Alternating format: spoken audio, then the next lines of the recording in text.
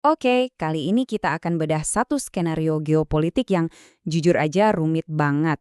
Kita akan lihat analisis teori permainan dari katakanlah sebuah perang hipotetis antara Amerika Serikat dan Iran. Kita mulai dengan pertanyaan yang benar-benar bikin merinding ya kan? Gimana caranya sebuah perang bisa jadi akhir dari segalanya?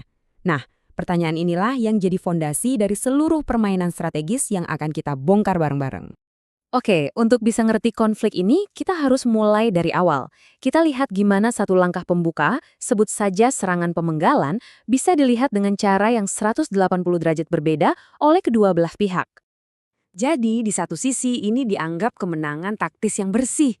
Selesai, tapi buat pihak satunya, wah ini bukan sekedar serangan.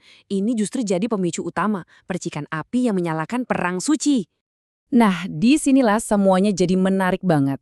Konteks jihad di sini membingkai ulang segalanya.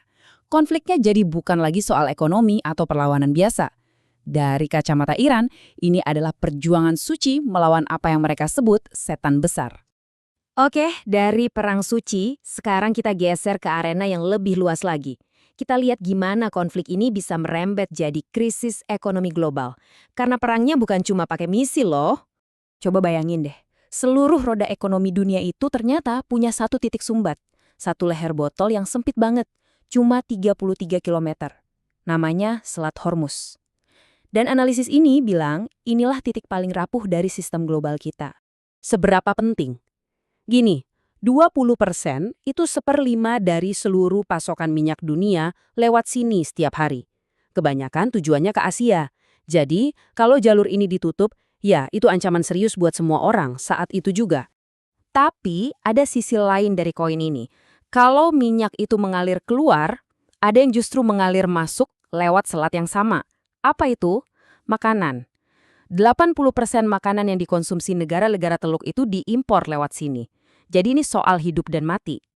Nah, ini semua terhubung ke satu sistem besar yang namanya petrodolar. Gampangnya gini, negara Teluk jual minyak wajib pakai dolar AS. Ini bikin dolar kuat yang nopang ekonomi Amerika. Duitnya, si petrodolar ini, lalu diinvestasiin balik ke AS. Menurut Iran, ini jantungnya kekuatan Amerika. Jadi target utama mereka, ya sistem ini. Runtuhkan negara Teluk, maka runtuhlah petrodolar, dan runtuh jugalah hegemoni Amerika. Oke, kita udah bahas ekonomi. Sekarang gimana cara perangnya? Disinilah kita masuk ke inti strategi militer yang menarik banget.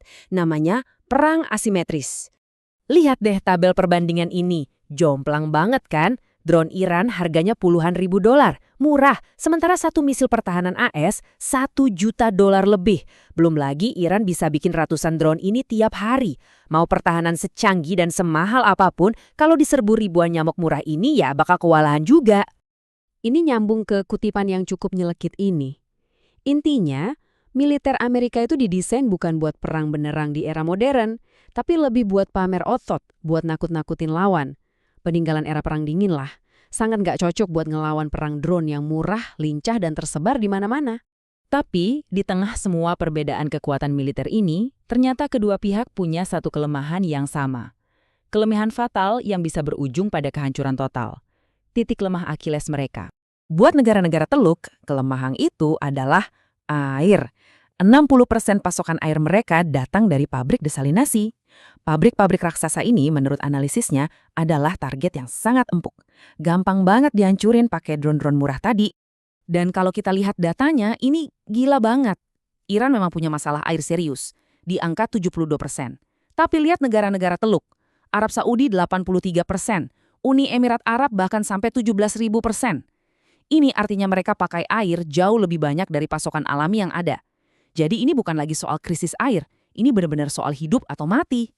Oke, setelah kita lihat medan perangnya, senjatanya, dan titik lemahnya, sekarang pertanyaan puncaknya. Sebenarnya apa sih tujuan akhir masing-masing pihak? Endgame-nya apa? Menurut analisis ini, rencana besar dari pihak AS dan Israel itu bukan invasi militer. Bukan, tujuannya lebih menusuk dari dalam. Pertama, hancurkan infrastruktur air Iran. Ini bakal bikin krisis air dan pengungsi besar-besaran. Terus, manfaatkan kekacauan itu buat mempersenjatai kelompok-kelompok etnis di perbatasan Iran. Hasil akhirnya, Iran pecah jadi negara-negara kecil yang saling perang satu sama lain buat merebut sisa sumber daya. Di sisi lain, rencana besar Iran juga nggak kalah ambisius. Ini bukan sekedar bertahan, tapi menyerang balik. Langkah pertama, kesyahidan pemimpin mereka dijadikan bahan bakar untuk menyulut jihad Syiah di seluruh dunia. Tujuannya, menggulingkan kerajaan-kerajaan di Teluk yang pro-AS. Kalau mereka jatuh, sistem petrodolar ikut hancur. Dan tujuan puncaknya, menyatukan dunia Islam di bawah kepemimpinan Iran, menciptakan apa yang disebut Pax Islamica. Jadi, semua ini membawa kita ke satu pertanyaan terakhir yang bikin bulu kuduk berdiri. Dalam permainan adu nyali geopolitik yang taruhannya sebesar ini, siapa yang bakal ngedip duluan? Terutama ketika kedua pihak sama-sama punya kekuatan untuk saling menghancurkan dan sama-sama merasa nggak akan kehilangan apa-apa lagi. Apa yang akan terjadi setelah itu?